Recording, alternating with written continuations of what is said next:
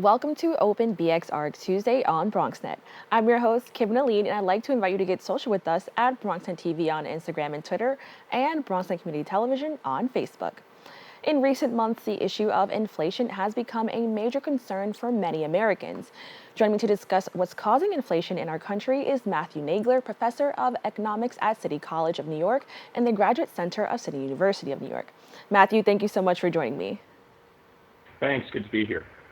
Now, we've seen increased price changes in our everyday lives towards household items, food, and more, and we know this is called inflation. Can you actually explain what inflation is? Yeah, so inflation is just a very simple thing. It's an increase in the cost of things. It's an increase in the level of prices.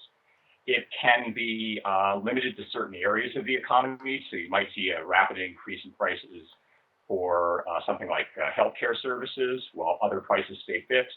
Or it can be broad-based across a wide array of goods across the entire economy. Now, can you explain what's causing inflation? Yeah, right now we have a very unusual mix of factors. You'll remember that back in the thick of the pandemic, we had a stimulus package that was introduced by the administration. And so, that's sort of what the stimulus is doing, is putting a lot of cash into the economy really quickly. Now, this is not the first time that the government has done something like this, and usually the economy can withstand that sort of an action, a stimulus, without inflation resulting. But a couple of other factors came into play that resulted in the inflation. The first one was that because it was the pandemic, people were not doing a lot of the things that they normally do. They were not traveling. They were not going to restaurants. So when they got this check, when they got this extra money, they were spending it all in a very limited area of the economy. They were spending most of it on durable goods. So they wanted to spend it on durable goods because they weren't traveling or going out or anything like that. So you have a lot of money chasing a very small sector of the economy. So kind of, it's like taking a lot of water and forcing it into a really narrow tube. At the same time, you have something going on the supply side. The people that normally would be producing these durable goods, like cars and furniture and stuff like that, many of them are not going into work. And so I think this is something we've heard a lot about over the past year or so, that there's been shortages of certain goods, like you have to wait a while to be able to get a car because plants are not producing at the same rate that they normally do. So you have all this money and it's chasing these durable goods, but there just isn't the supply to meet that demand. And when you don't have the supply to meet demand, the only thing that can happen is that prices will have to go up in order to bring supply and demand back into equilibrium together. So that's what we've observed. Now, you add on top of that some additional, more recent factors. We have the Ukraine war, which started in February. And what that has done is it's pushed up the price of gasoline quite substantially. And so you kind of add that on top of the existing situation. And then you get another factor coming into play, which is inflationary expectations. And that's just very simply that once people start to notice that there's inflation, they start to expect it going forward.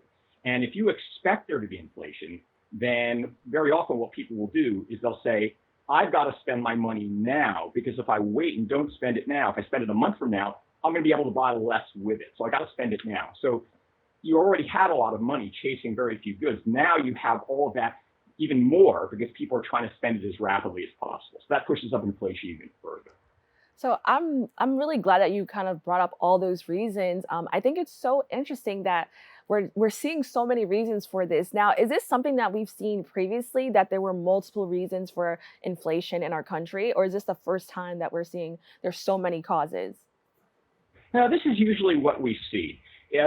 Often when we look back at periods when we've had inflation in the past, we tend to focus on one factor that seems dominant that we just remember, such as back in the 1970s when there was inflation. We tend to remember the oil shocks. There was a huge restriction in the supply of oil because OPEC, the oil-producing nations, restricted oil production, and also because of some political factors in terms of our relations in the Middle East region.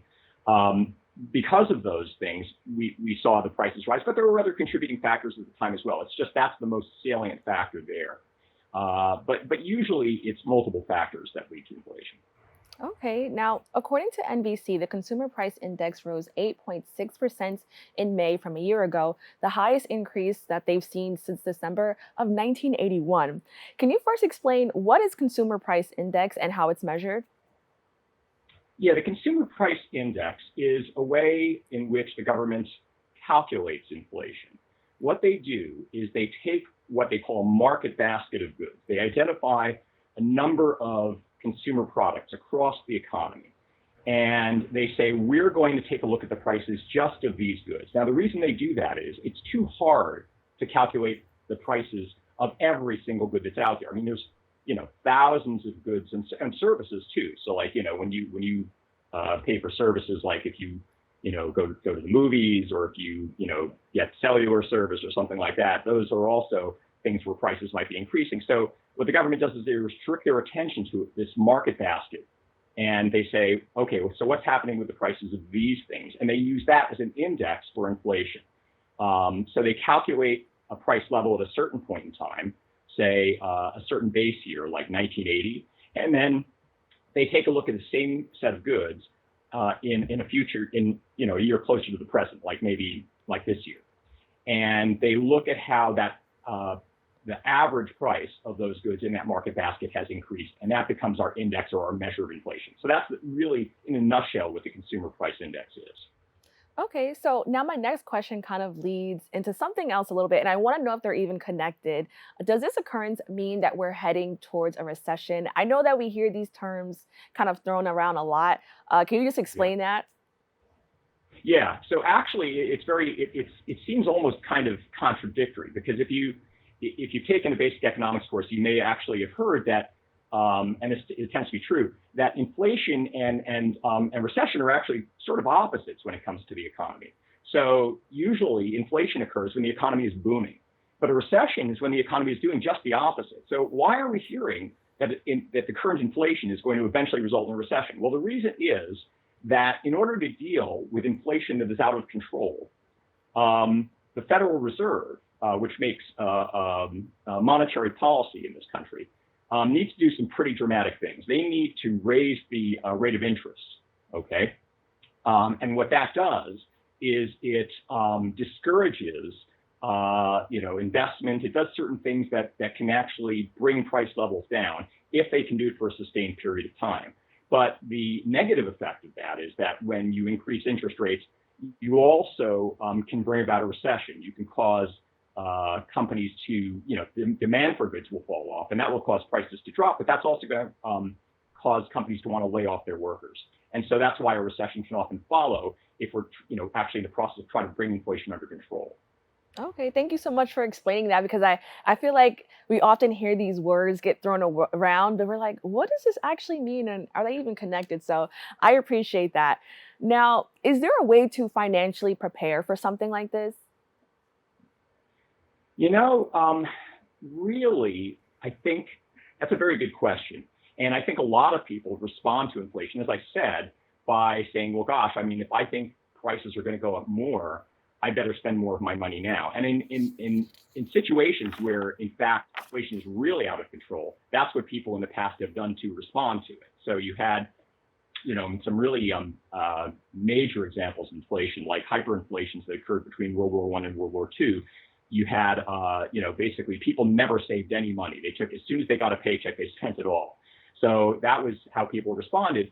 In our current situation, I don't think things are as dire, so I wouldn't encourage people to do that. I think that we kind of have to recognize that this is short run and it's going to end, and it's not going to get much worse probably. Really the best thing to do is, it's always a good idea, no matter what the economy is doing, to try and set some money aside and have some savings in case, of uncertainty.